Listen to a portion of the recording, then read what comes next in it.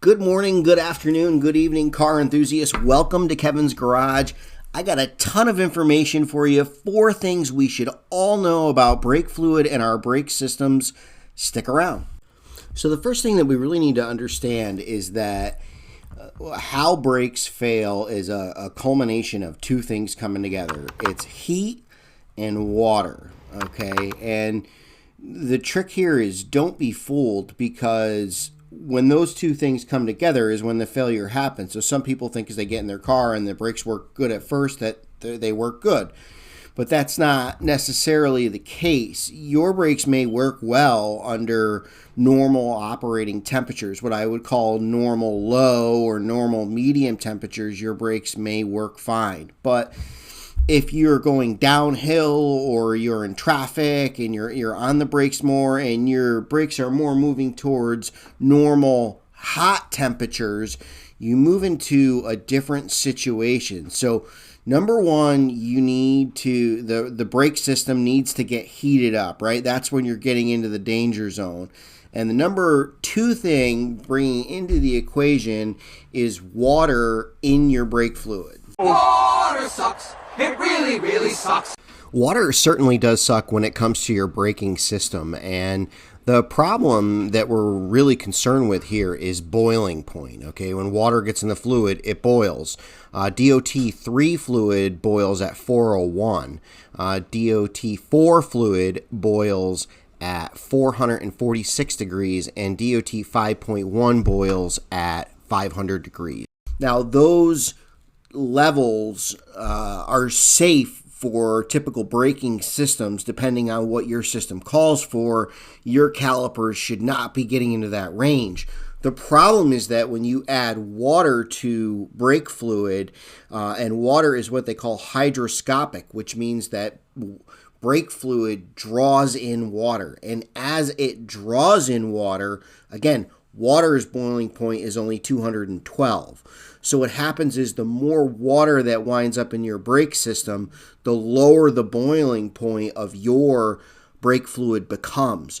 And what happens is your brake system operates by your master cylinder putting hydraulic pressure. What would you know about pressure? The fluid enters your caliper and it boils because the boiling point has been lowered. There is now vapor in the lines. So when you go to apply that pressure, the first thing that happens is it eats up all that vapor space, and you have a delayed reaction from your pedal. You have this spongy feeling from your pedal, and you can have this brake failure. So the first thing that you have to understand is that the brake problem may not present when the system is cool to warm. And if you have water in your brake fluid, it's going to come out when the system gets hot. So you may not be expecting this, and it can absolutely lead to catastrophic consequences for your vehicle and possibly even yourself. Whoop-de-doo. What does it all mean, Basil? Well, what it means is that we've got to keep an eye on the amount of water that is in our brake fluid. Really, removing heat from the system is really not an option. Heat is just a natural element of a brake system with your pads rubbing up against the discs or the drums. Heat is going to be there. So what we have to keep an eye on is the water content of the fluid. And that brings me to the number 2 item that we should all know about, and that is a brake fluid tester. And this little guy here is super simple to use. This is a great tool. You can pick one of these up on eBay for about $10. You insert it into the brake fluid. It has 2 probes on it. You push a button on the end of the tube. It's got 4 lights that light up, and it tells you what the water content of your brake fluid is. It's simple to use. Anybody could use it. I'll tell you, everybody should have one of these. It's a $10 item, and it allows you to figure out what is the condition of your brake fluid. So the third thing that you really need to know is what is the right brake fluid for your vehicle. And this is really not all that complicated. The cap on your brake reservoir will tell you what fluid to use. I guess the highlights are if your cap recommends 3, you can use 4. Never use 5 unless 5 is recommended. Never go down in rating. If your cap recommends 4, don't go down to 3. If your cap recommends 4, then go with 4 or 5.1. Again, never use 5.0 unless 5.0 is recommended. And if you're going to be really pushing your vehicle, like in a track environment or just pressing your vehicle capabilities very hard, then 5.1 is an upgrade. If you're experiencing that feeling, that squishy feeling in your brake pedal under those conditions, then try the upgrade to 5.1.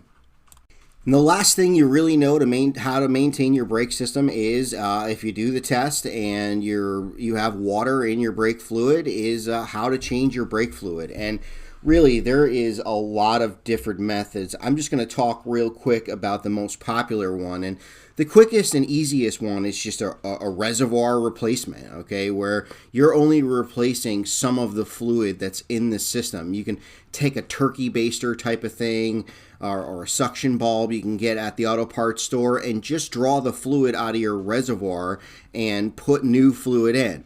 If you do the brake test and you're coming up in the yellow, you're at 2 or 3%, then you could just probably change your reservoir a couple of times and you can get down to where you want to be and where your fluid needs to be. If you're at the replacement point, if it's 4% or above, then the reservoir way is not the way to go. Probably one of the most common ways is what I would call the pedal pump method, where you use 2 people and you have somebody at the steering wheel of the vehicle and you take the wheel off. You can also access the bleeder valve without taking the wheel off, just by elevating the vehicle, but it's easier to take the wheel off to get in there and get to it. You open up the bleeder valve, the person pushes down on the brake, the old fluid will come out and it will draw the new fluid down from the reservoir. Just note that as you do this, you're going to need to keep topping the reservoir off with fresh fluid. The next one, this is the one that I like to use the most, is the what I call the suction pump method. And this is where I used a suction gun, and you hook this to your brake bleeder valve, and you take the old fluid out of the reservoir, you put new fluid in the reservoir, you hook up the suction gun.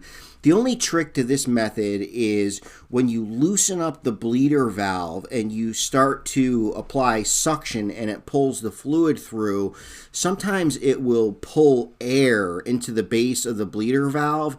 So you need to take some grease and put it around the bleeder valve so that you can bleed the fluid out without sucking air into the system.